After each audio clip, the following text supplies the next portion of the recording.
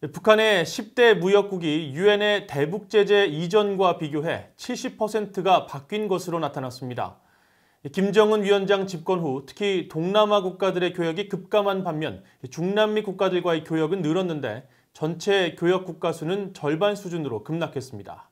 첫 소식 김영권 기자가 보도합니다.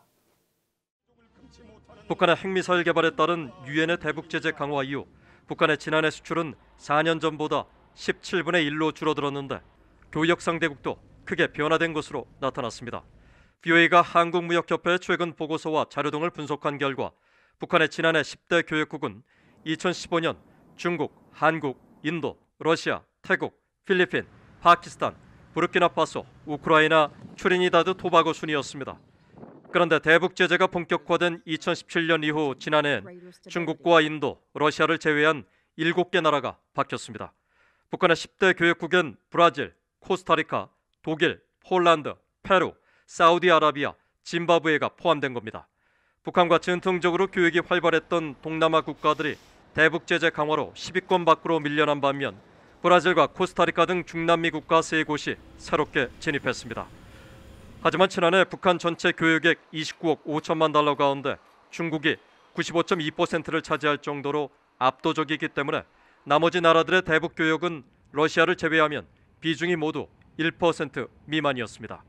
중국은 특히 지난 2001년 북한의 대외 무역 비중이 17.3%에 불과했지만 18년 만에 북한 교역의 거의 전체를 차지할 정도로 북한의 의존도는 심화됐습니다.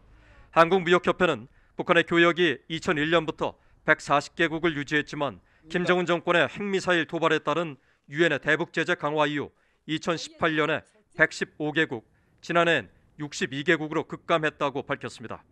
북한의 경제 성장률은 김정은 집권 후 마이너스를 기록 중인 것으로 분석됐습니다. 한국의 국책연구기관인 대외경제정책연구원은 최근 보고서에서 김정일 집권 시기인 1998년에서 2011년까지 북한의 국가 수입 성장률은 연평균 12.6%였지만 김정은 위원장의 거듭된 핵실험과 미사일 발사로 유엔의 수입 제재, 개성공단 폐쇄가 이어지면서 수입이 마이너스 3.4%였다고 분석했습니다.